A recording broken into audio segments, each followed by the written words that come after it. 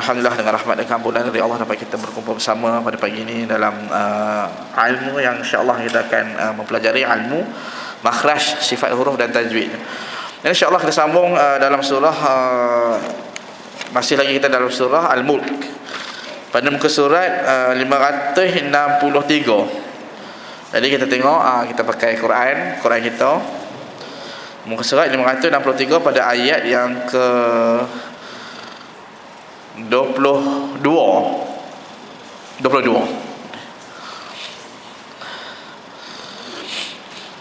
Okey, seperti biasa Ustaz baca kemudian ikut ramai-ramai kita akan rungkaikan beberapa beberapa sifat makhraj dan huruf. Muka surat 22 ayat ke-22. Muka surat 563 juzuk yang ke-29. Surah Al-Mulk ayat yang ke-22. Afamay yamshi itu. Okay, kita mulakan dengan isti'azah. A'udzu billahi minasy syaithanir rajim.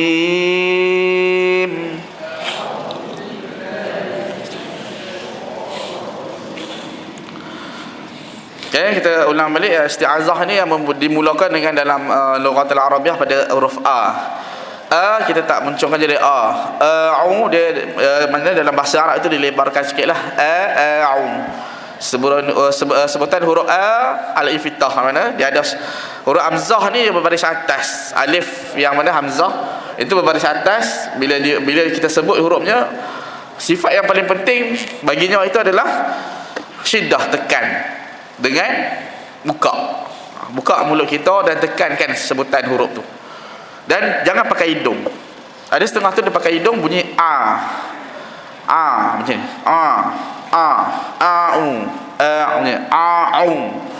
Kalau kita pakai pertengahan, pakai kerongkong, di sini pangkal kerongkong akan bunyi Kalau tengah kalau hidung ada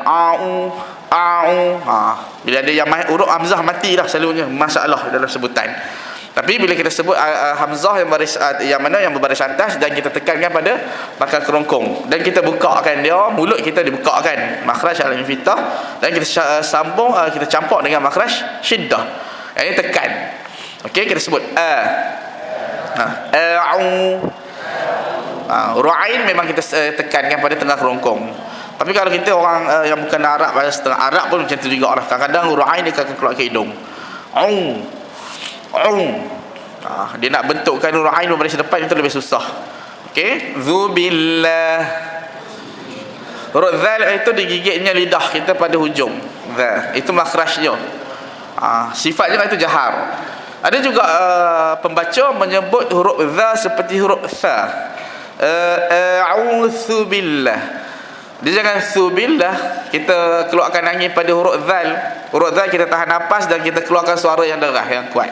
Maka akan terhasil bunyi itu, dia panggil bunyi mana dia sifatnya itu jahar. Huruf zal jahar. Keluarkan suara yang derah. Huruf zal. Okey, kita cuba lagu Badar. Zazizu baz. Zuzan zanizaz. Naminal muzi mazizan zaniza. Rata-ratanya ada juga pembaca sebut auzubillah zai. Mana bila tukar dengan huruf zai itu dah masuk dalam maksud yang lain. Maka kita kekalkan dengan huruf zu. Sekali lagi auzubillah. Cantik. Yang ni saja Ustaz ulang balik kan, sebab kadang-kadang kita tak ulang. Isti'azah ni jarang kita ulang lah. A'udzu billah minasy syaitan. Ini lin lah, masuk shin tafashi, ada semburan dan hamas, digabungkan dua sifat, iaitu huruf shin yang terkenalnya itu dia berangin dan semburan. Semburan dalam bahasa Arab itu tafashi. Yang mana huruf shin dan kita hembuskan itu dipanggil hamas. Sifat asas pada huruf itu. Nirrajim. Okay, jadi biasanya kita masuk isti'adzah yang pada permulaan itu sahaja yang bermasalah, dan dalam sebutan yang lain itu tidak ada masalah lah. Sampai ke belakang itu mudah. Okey, kita masuk bismillah. Bismillahirrahmanirrahim.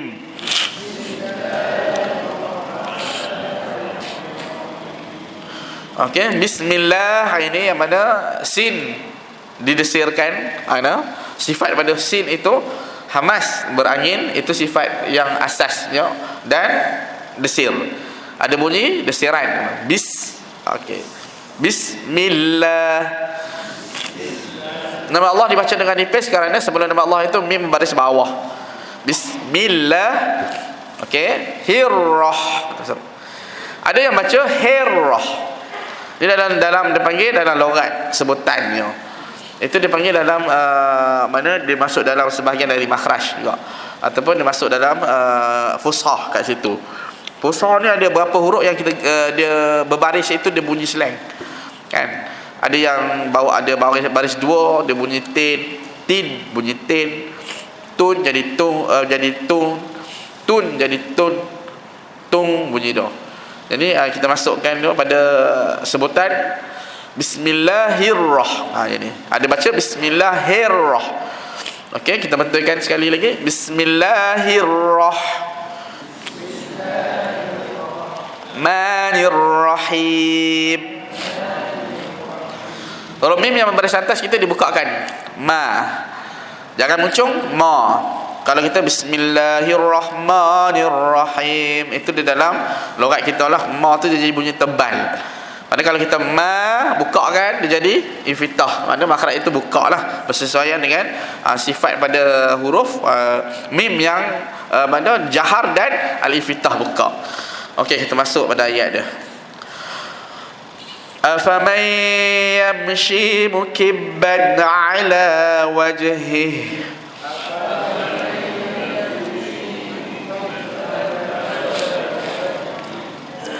Itu dibuka sama macam tadi. Kita buka juga. أَفَمَنْ. Huruf fa sifatnya hamas, itu berangin.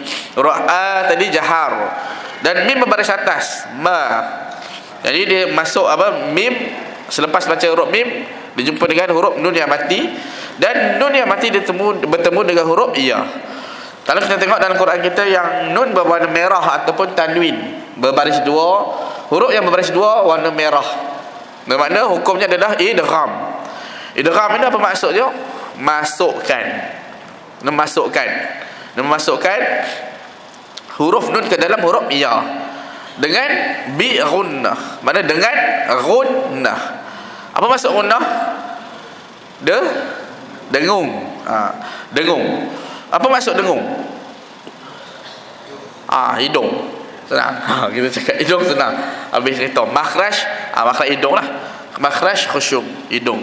Okey, kita masukkan pada ya yang bersesuaian bunyi dah. Afamai. Biasanya pembaca akan baca bila kita baca dalam keadaan yang tartil, yang biasalah macam kita baca pagi-pagi, dalam 2 harakat penuh lah pada dengung. Tapi bila kita baca dalam keadaan yang laju, maka dalam 1 harakat, 1 lebih dah memadai. Dengung ni kita tak boleh ikut pada kita punya kiraan jari bila kita baca dalam keadaan yang laju. Dia ikut pada kesesuaian dalam bacaan itu. Kalau memadai dengan panjang biasa, panjang maknanya itu adalah huruf yang bunyi dah panjang biasa. Contoh kita baca Al-Fatihah kan. Siap Fatihah pada orang, setengah orang tu dijaga dalam keadaan yang tartil. Kalau biasanya imam baca dalam keadaan yang slow. Tapi beza dengan tarawih. Kalau kita bawa tarawih, mungkin kita akan lajukan surah Fatihah tu. Tapi bila kita baca dalam keadaan yang kita bawa fardu, imam fardu, biasanya kita akan lambatkan bacaan. Sebab mana? Dia tak ada nak nak laju kan. Kalau tarawih mungkin laju sebab nak kejar 20 kan. Huruf ain yang berbaris 2 tu. Alhamdulillahi rabbil alamin. Kan kalau kita betul-betul ikut bacaan dengan 2 gerakan jari, 1 2 kan, dalam hampir pada 2 detik. Alhamdulillahi Rabbil Alamin. Tapi kalau kita baca Alhamdulillahi Rabbil Alamin, Alhamdulillahi Rabbil Alamin, panjang juga tak huruf ain tu? Dengar, panjang juga, tapi lebih kurang dalam satu lebih harakat je. Sah tak sembahyang? Sah, kerana panjang itu lebih daripada huruf yang pendek. Yang kebiasaan satu harakat yang pendek, maka kalau kita panjangkan huruf ain tu memang bunyi dia panjang, patut dua harakat. Padahal lebih daripada huruf yang biasa yang kita baca satu harakat, itu dah memadai dalam kita memanjangkan huruf tu. Panjang dari segi kebiasaan yang didengar oleh semua kata manusia, kita semua. Mana tak pendek. Kalau pendek, Alhamdulillahi Rabbil Alamin, Alhamdulillahi Rabbil Alamin, Alhamdulillahi Rabbil Alamin. Dia baca pendek, Alhamdulillahi Rabbil Alamin. Macam dah panjang sikit. Itu dah memadai dengan panjang. Jadi kalau kita nak sukat betul-betul, memang dua harakat penuh, kena jari kita bergerak, kan? Alhamdulillahi Rabbil Alamin. Ustaz ada satu kawan, satu inilah kata dia apa ni, imam kat Pondok Darul Solehah. Dia baca memang betul-betul cermat. Dia kira jari macam tu. Alhamdulillahi Rabbil Alamin. Bergerak kat sini dia punya jari nak kira harakat. Dia nak jaga betul-betul cermat dia dalam surah Al-Fatihah. Tapi kalau kita biasalah kita baca dah memadai dengan panjang, kadang-kadang makri sukun tu tak sampai 4. Kadang-kadang dia jadi 6, kadang-kadang 4, kadang-kadang jadi 3,5, kan? Bila dal jadi 6, lin tu jadi panjang pula. Tapi pada permulaan tu kadang-kadang 2,5, 3 je harakat lah. Dia duduk mana kita dalam agak-agak dalam panjang tu melebihi daripada dalam tajwidnya kita ambil yang minimum, ataupun setengah tu kita ambil yang maksimum panjangnya. Tapi kalau betul-betul kita baca dalam keadaan yang macam kita tadarus, kita baca harian ini, kita panjangkan mengikut dia punya kadar yang kebiasaan lah. Itu yang dalam kiraan yang, sebab kita dalam pembelajaran kita baca dalam 2 harakat penuh pada dengung dan 2 harakat pada huruf mat asli tu, yang ada alif waw ya yang biasa, yang kebiasaan. Okey, terus masuk afamai. Okey, tengok jadi Ustaz. 1 2 3. Itu madai dengan dengung biasa, 2 harakat penuh. Yamshi. Okay, Rashid, apakah sifatnya itu? Tafashi, semboran. Kata semboran macam mana? Semua gigi kita daripada atas dan bawah itu dirapatkan, macam kita kunyah daging. Mana itu? Mana sifat yang ada pada huruf shin. Berbeza dengan huruf yang sin, za dengan sa, itu desiran. Desiran memadai dengan 4 batang dari gigi atas dan 4 batang gigi bawah dirapatkan sahaja, tanpa merapatkan gerham. Tapi huruf shin ini kena rapatkan sekalian daripada gerham kita, ke semua gigi dirapatkan. Maka kita akan buat satu semboran. Semboran itu dipanggil tafashi, itulah shin. Okey, kita buat sya. Tapi macam mana kalau orang tak ada gigi gerham, maka dia boleh muncungkan sedikit bunyi sya. Dia boleh sya, nak dapatkan hasilkan bunyi yang sama, yang mana huruf sifat pada huruf shin tu lah. Okey, kita buat lagu Badar. Sya shi shu bash shu shad shad shash naminal mushi mashi shad shad sha. Itu sifat yang mana khas yang ada pada huruf shin, itu semburan. Dalam masa yang sama dia juga bersifat hamas, berangin. Dia ada, biasanya huruf dia akan ada lebih kurang dalam 6 ke 7 sifat. Di baris bawah juga dibukakan shi. Dia tak boleh baca shi macam tu. Afamay yamshi dibuka. Okey, ikut. Afamay yamshi. Ya, kita tengok ada ya lepas pada huruf shin, itu maksudnya lah. Yang biasa ya tu yang tidak baris tu, lepas pada huruf shin, maka dia ada maksudnya, dia jadi berapa harakat panjang huruf ni, dia baca 2 harakat. Okey, mukibban. Okey, ni kita tengok pada huruf kaf yang mana? Huruf mim tu tak ada masalah, huruf kaf. Huruf kaf yang berbaris bawah. Huruf kaf ni dia ada satu sifat dia dipanggil, yang penting adalah sifat tekan juga. Ingat dia formula huruf yang tekan, syiddah. Dia kita ingat ajidun, qitun, bakat. Okey Ustaz. Ja, da, qa, ta, ba, ka. Maknanya rongga, yang mana rongga dalam mulut kita, bila kita tak melepaskan rongga tu, maka huruf tu takkan terhasil. Dia ada tekan. Cuba tengok huruf A yang kita sebut tadi. Lepas tak? Kita tak lepas. Cuba tak lepas kat sini. Nak macam mana tak keluar huruf? Huruf tak akan keluar. Lebah pula. Ba. Ba pun kalau tak lepas mulut, takkan terhasil bunyi huruf tu. Huruf ta pula. Ta. Tak lepas lidah kat gusi tu. Duduk sangkut je. Takkan bunyi huruf dia. Huruf dal pula. Da. Sama juga macam tu juga. Jadi huruf antara huruf kaf, ka, sama juga. Cuba kita tengok pada anak tekak kita. Kalau saya anak tekak ni di sini dekat kerongkong, dia makhraj dia sama. Huruf a dengan ka makhraj yang sama. Tempat menghasilkan huruf yang sama. Cumanya huruf ka ni dia ringan. Ada juga yang baca afaman yamshi muqibban. Muqibban. Ada baca macam tu. Kerana dia kaf tu dia tekankan sama seperti qa. Tempat tu sama, makhraj yang sama, tapi huruf qaf sifat dia tebal dan dia ada makhraj dia ditekankan pada sini, melebihi daripada huruf kaf. Kaf ditekan juga, tapi sebutan dia ringan, dia tak tebal. Lawannya nipis, dan huruf sebutan dia nipis kan. Nak sebut ka, dia mana huruf syiddah, mana tekan campur dengan angin. Okey, kita buat sebutan dalam bandar. Berbaris pun dia tetap dengan hamas dia, berangin. Huruf ka antara huruf yang hamas dan huruf yang sifatnya syiddah, itu tekan. Okey, kita sebut dengan lagu bandar. Jadi hidupnya huruf ni pun berangin dan mati dia pun berangin juga. Kalau kita matikan dia, ak, bunyi belakang dia. Angin dengan tekan. Okey. Kaki kubak. Sebab tu kalau kita matikan dia tak ada bunyi bak, tapi bak. Kukan kanikak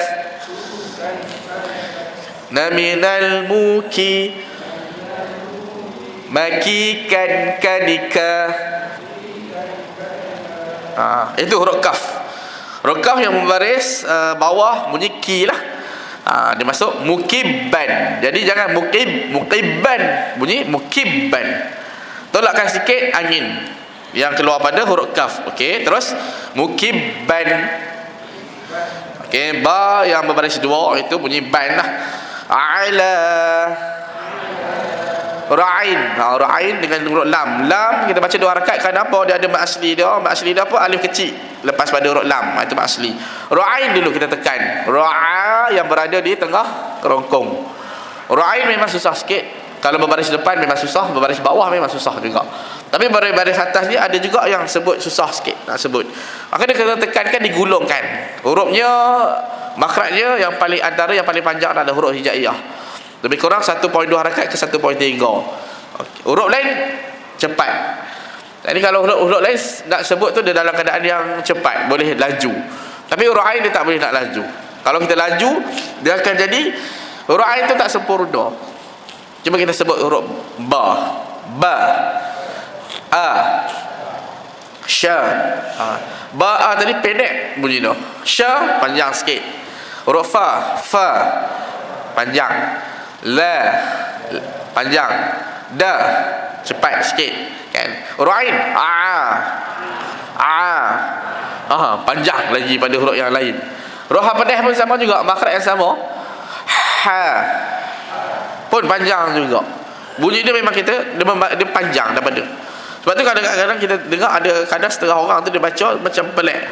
Ada macam bunyi dia macam tak macam orang lain. Kenapa? Kerana kadang-kadang ada bunyi huruf tu dia pendek kan, dia cepat kan. Bacaan dia sama je satu harakat, tapi dia pendekkan lagi bunyi huruf tu. Dia maka kadang-kadang bunyi cepat, bunyi tu laju. macam daripada kebiasaan. Okey, kita tengok huruf ain. Ala, ala. Tekan pada tengah kerongkong itu makhraj.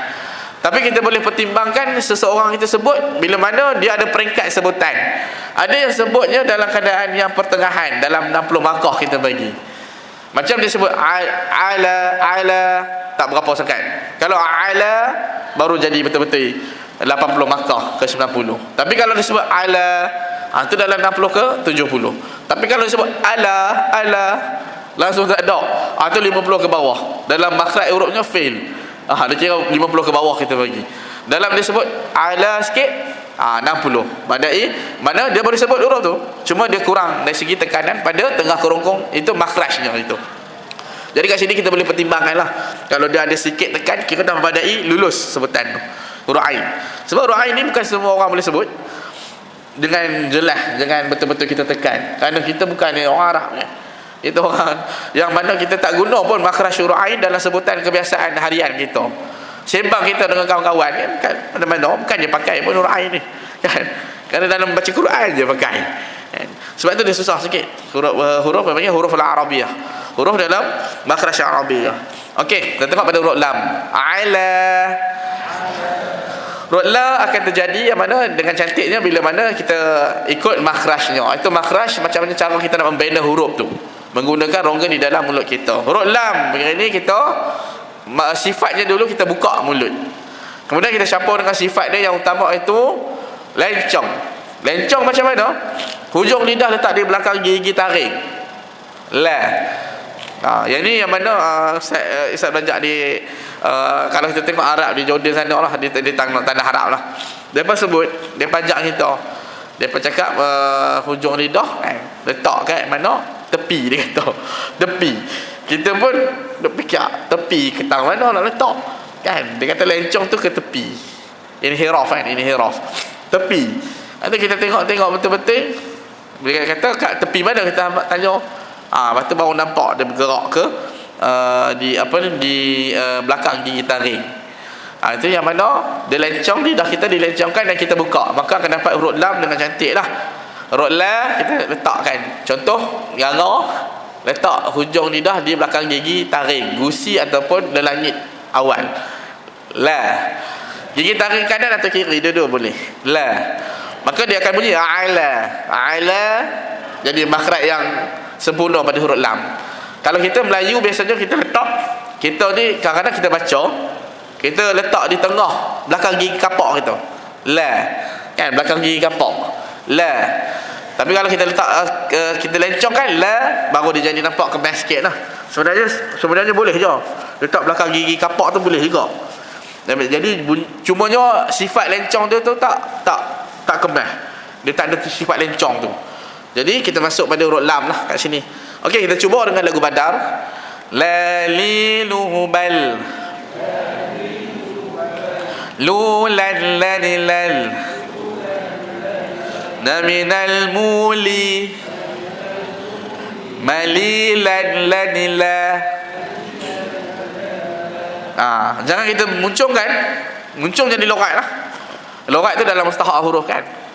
Betul tak kalau dia baca mukibban ala. Yang ni kadang ada orang tanya, Ustaz kalau imam macam tu, imam kat mana? Orang kampung-kampung kata. Contohlah, kampung sana, kampung sini. Boleh tak? Boleh juga. Sah juga bacaan dia. Dia dah memadai dengan makhraj dia yang betul. Cuma sifat dia jadi tebalkan sikit sifatnya.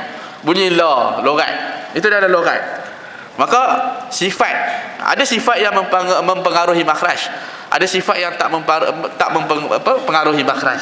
Maknanya kalau sifat yang mempengaruhi makhraj, kalau salah sifat tu, makhraj pun salah.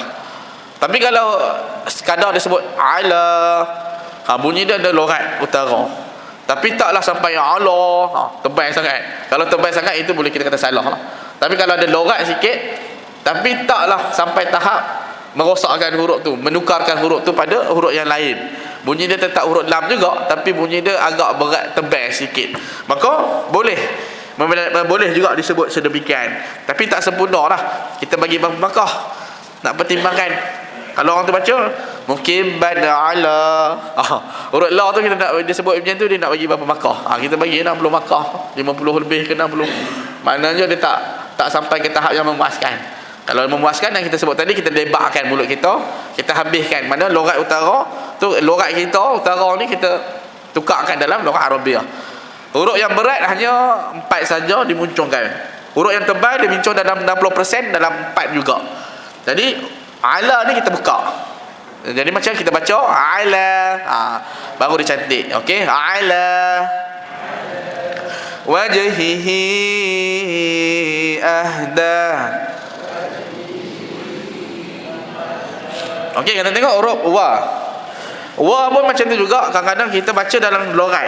Huruf yang biasanya yang terjadi logat ini pada huruf la dengan wa. Ada baca la dengan wa.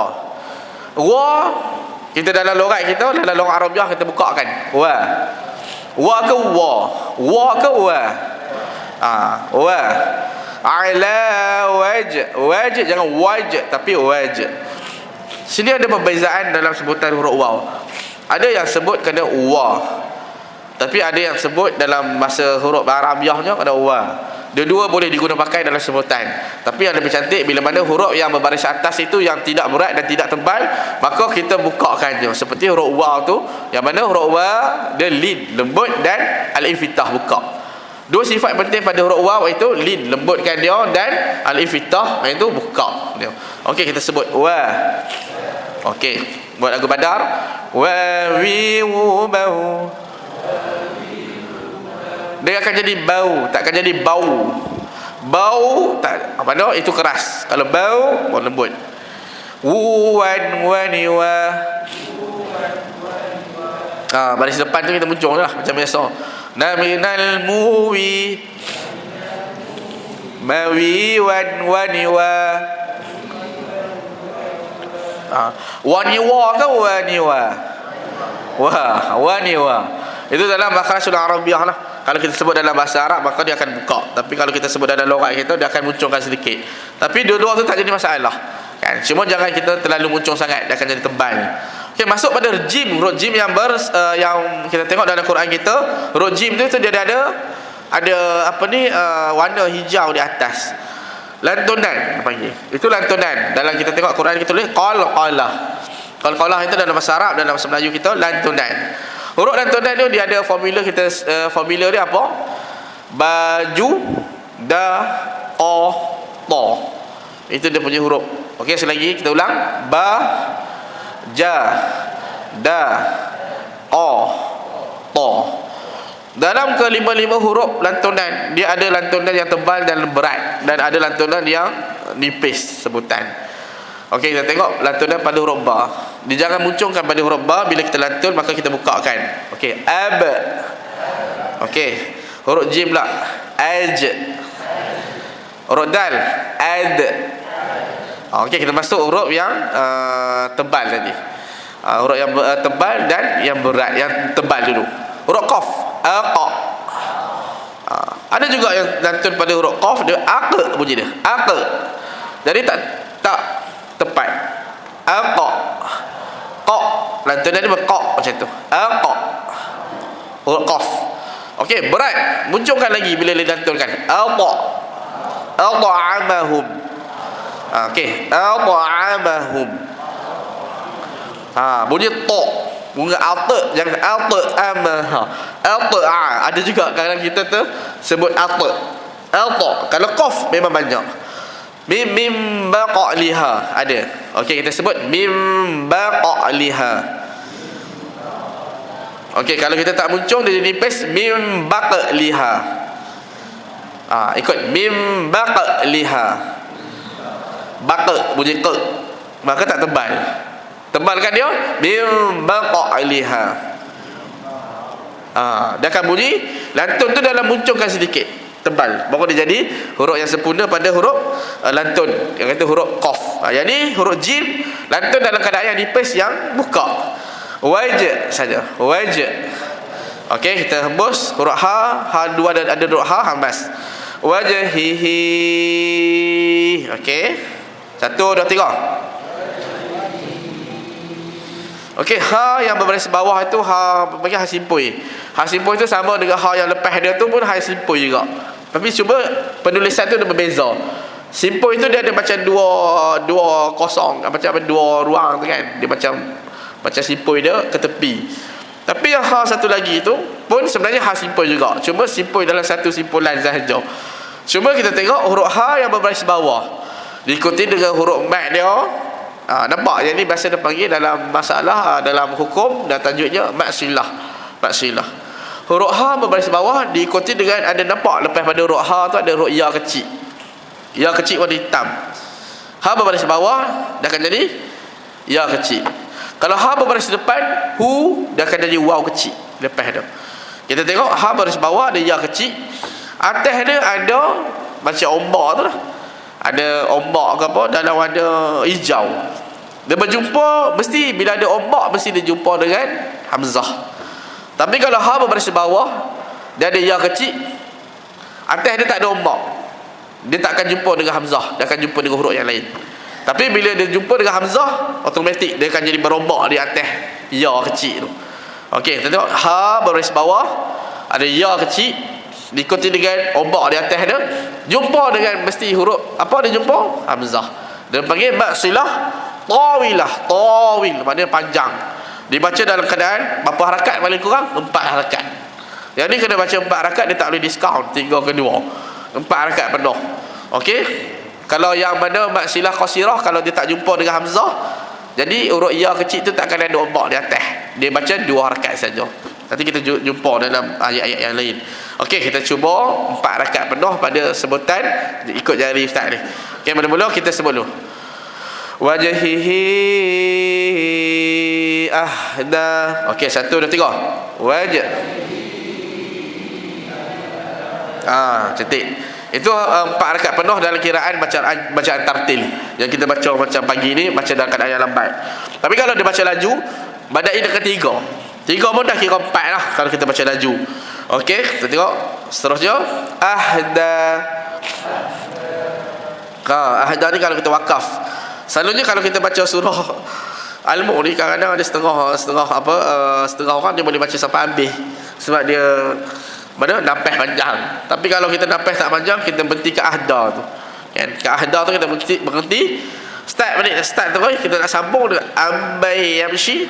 Itu tak ada masalah lah. Sebab dia ada maksilah tawilah tu. Jadi kita tarik panjang, nampah mungkin habis. Kemudian ahda tadi lepas pada nak jumpa dengan huruf, kita tengok huruf ahda, perkataan ahda. Da yang berbaris atas diikuti dengan huruf mat dia ya. Ya tu sebenarnya alif lah. Dan alif maksurah. Yang mana ada je alif lagi di atas dia, alif kecil, dan dia ada macam ombak. Itu dia jumpa dengan hamzah. Hukum dia yang mana huruf mat bertemu dengan hamzah dalam 2 perkataan. Ahda 1 perkataan, ammai 1 perkataan. Dia panggil mat jaiz. Mat jaiz mufasil, boleh baca dalam 2, 4, 6. Tapi kalau kita ahda ni kita baca 2 dah badai. Ada yang baca 4 kan, kita nak panjangkan 4 tadi masalah kan. Biasanya pembaca akan baca 4 semua. Mat wajib, mat jaiz pun dia baca 4. Tapi ada setengah tu bila dia baca nak cepat ke apa, banyak sangat huruf mat di situ. Mat wajib dia baca 4, mat jaiz dia baca 2. Kalau macam mana kita nak tahu mat wajib dengan mat jaiz dalam kita baca Quran? Baris pada huruf mat tu kita nampak ada macam ombak tu, warna dia hijau dalam Quran kita. Itu panggil mat jaiz, boleh baca 2. Tapi kalau mana baris dia warna biru, biru kat situ kena baca 4. Itu panggil mat wajib. Jadi kita tengok warna hijau pada atas pada ya tu, maka kita baca 2 pun boleh. Tapi lebih cantik kita baca 4 lah. Itu lebih cantik, mana kita seragamkan. Bila kita baca 4 semua 4. Okey, terus ammai yamshi. Masuk pada mim, ammai yamshi. Okey, mim yang bersabdu. Jadi hukum nun yang bersabdu dan mim yang bersabdu saja. Dia tak bertemu dengan huruf apa pun.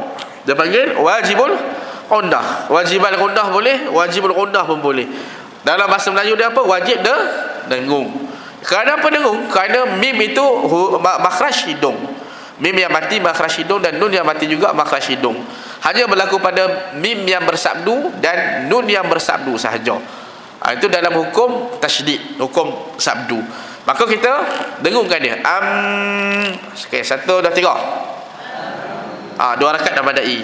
Okey, kita tengok hukum selepas dia lain pula. Nun yang mati bertemu dengan ya. Ni hukum nun mati. Nun tu biasanya dalam Quran kita, kalau Quran tak berwarna, dia bagi nun tu tak ada baris apa pun, atas dia kosong. Tapi kalau Quran kita lagi kemah, dia perbaharui melalui warna, kan. Jadi warna dia bagi warna apa situ? Warna merah. Nun yang warna merah ataupun berbaris huruf yang baris 2 warna merah, itu dia panggil idgham. Idgham. Masukkan huruf nun ke dalam huruf ya macam tadi. Okey, sekali lagi kita dengungkan 2 rakaat pada wajib berundah dan 2 rakaat dengung pada idgham. Maka 4 rakaat bunyi dengung dia. Okey, 1, 2, 3. Kemah. Maknanya dengung tu dah madai dengan 2-2. Okey, yamshi. Ni kita ulang balik yang tadi juga sama. Hukum dia ya masuk pada mim yang mana bunyi yam, kemudian shi itu tafashi pada huruf shin. Okey, sawiyan. Huruf sin, shin dengan sin. Itu beza sa dengan sya. Kalau sya tadi kita kata satu huruf yang tunggal padanya, sifat tunggal dia je ada tadi, semboran, tafashi. Dan satu sifat yang kebiasaan pada huruf itu shin, berangin. Dia ada berangin. Hamas dengan tafashi digabungkan. Tapi huruf sin sebut sa. Ada angin tak sebutan dia? Sa. Ambil tangan, kita nak dapat detect sa. Ada angin, huruf dia hamas. Itu biasa. Tapi satu lagi bunyi apa tu? Tadi semburan pada huruf shin. Kalau semburan dia tapi yang ni bunyi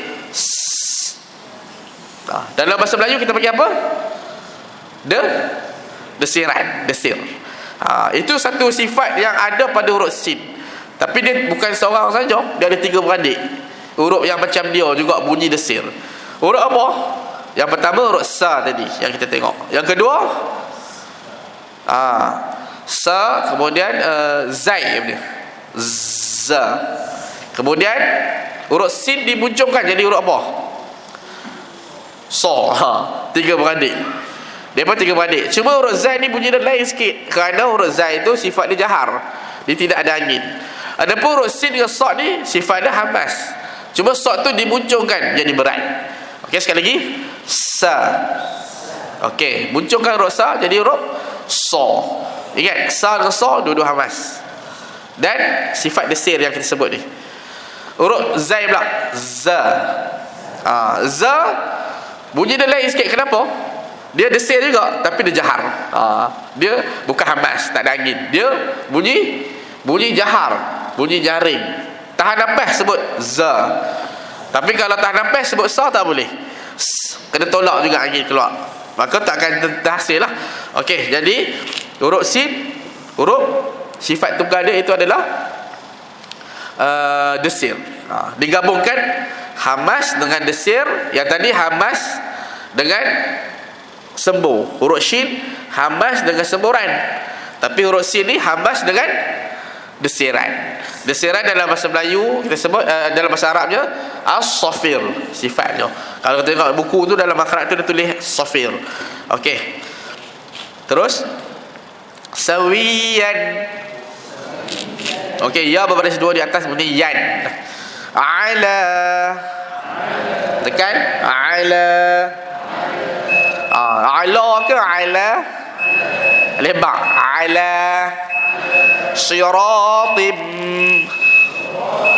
Huruf sad macam tadi dia ada desir dengan angin. Tapi cuma huruf sad ni sifatnya berat. Muncungkan dia. Ada orang yang boleh sebut sayara. Tapi kalau kita nak mudah bergerak-gerakkan mulut kita. Sebab ada orang tanya, ustaz, kenapa ada satu orang ustaz tu dia ajak makhraj tapi mulut dia tak muncul, tak bergerak. Macam tu je. Sebab dia boleh menggunakan lidah dengan baik. Tapi kalau kita muncungkan, terpaksa menggunakan mulut juga. Okey, sayara. muncung sayra. Tapi ada orang boleh buat sayra, dia boleh sayra. Dia boleh buat. Tapi kita, kalau saya tak pandai, susah. Dia muncung kan, ikut bibir kita kena mainkan peranan juga.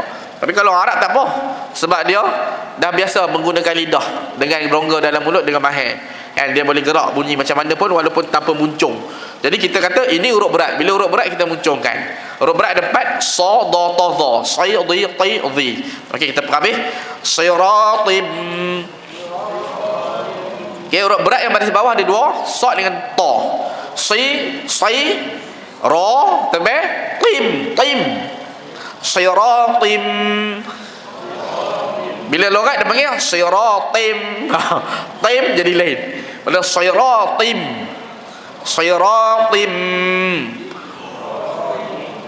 mustaqim. Mus iaitu nipis, taqim qa kita tekan pada tempat mana anak tekak tadi. Qim. Okey, siratim mustaqim.